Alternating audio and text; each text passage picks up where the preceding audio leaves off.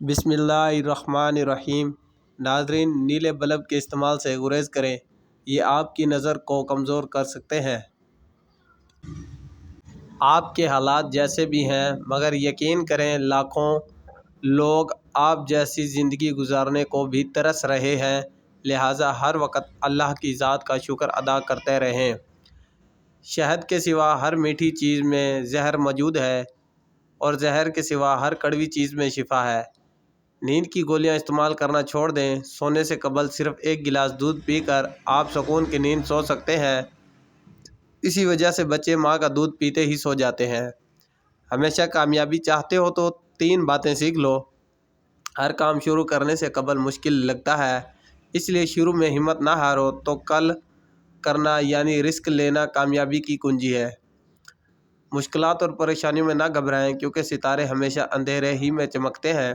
تکلیف میں ہمیشہ صبر سے کام لیا کرو، کیونکہ سونے کو آگ سے آزمایا جاتا ہے اور مومن کو تکلیف سے۔ سالن میں لیموں کا رس ڈال کر سالن پکانے سے برتن کالے نہیں پڑتے اور دھوتے وقت بھی آسانی سے ہوتے ہیں۔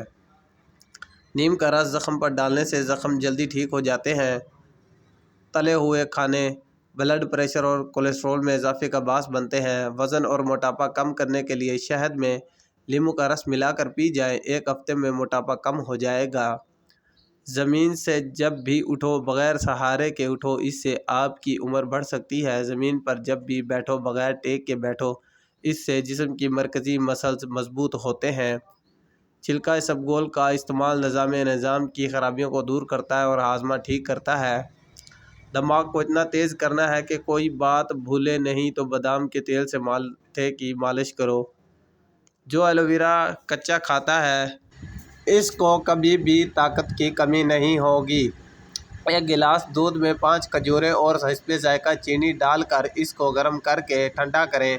اس کا جوس بنا کر پی لیں، جسم کی کمزوری اور خون کی کمی دور ہو جائے گی۔ ناظرین، ہمارا چینل اگر آپ نے سبسکرائب نہیں کیا تو پلیز سبسکرائب کر لیں۔ اگر وہم کی بیماری کو دور کرنا چاہتے ہو تو جتنا ہو سکے لمبا سجدہ کیا کرو۔ کیلے کا استعمال ہڈیوں کو کمزور ہونے سے محفوظ رکھتا ہے۔ جسم کی بدبو نہ جاتی ہو تو عرق گلاب میں پانی ڈال کر نہا لو۔ چہرے کی خوبصورتی کو بڑھانا ہے تو شہد اور دودھ ملا کر چہرے پر لگائیں۔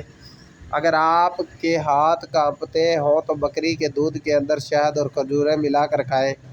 ناشتے کے گھنٹے بعد گاجر کھانے سے چہرے پر خشکی نہیں آتی اور جلد صاف ہو جاتی ہے۔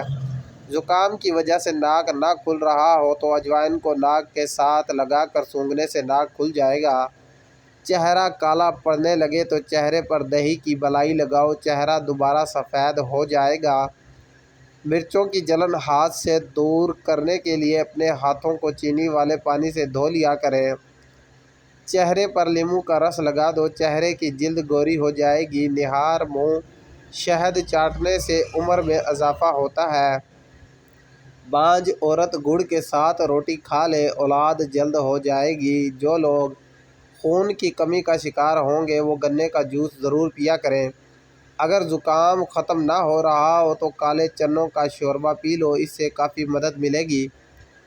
پیٹ کے بل سونا صحت کے لیے نقصان دہ ہے اور اس سے سانس لینے میں دشواری ہو سکتی ہے۔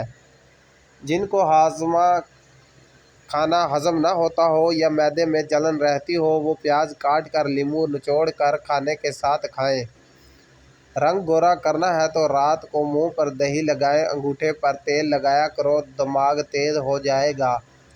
جس گھر میں مکھیاں زیادہ آ جائیں وہاں بیماریاں بھی زیادہ آتی ہیں، کیونکہ مکھیاں مضر جراثیم پھیلانے کا ذریعہ بنتے ہیں۔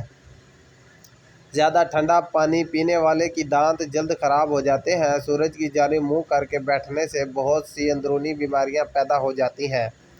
اگر جسم میں خون کی مقدار کو بڑھانا ہے تو انار زیادہ کھاؤ۔ حیض کے درد کے لیے نہار منہ انار دانہ کھاؤ۔ جس دانت میں درد ہو دانت کے نیچے ادرک کا ٹکڑا رکھ دیں، افاقہ ہوگا۔ لہسن نمک دونوں کو مکس کر کے دانتوں پر لگاؤ، دانت دودھ جیسے سفید ہو جائیں گے۔ بخار کے مریض کے لیے سیب سے بہتر کوئی پھل نہیں۔ جن لوگوں کی اولاد نہیں ہو رہی وہ دودھ میں شہد ملا کر پیاس کیا کریں، میٹھا زیادہ کھانے سے بڑھاپا جلدی آتا ہے۔ شکریہ۔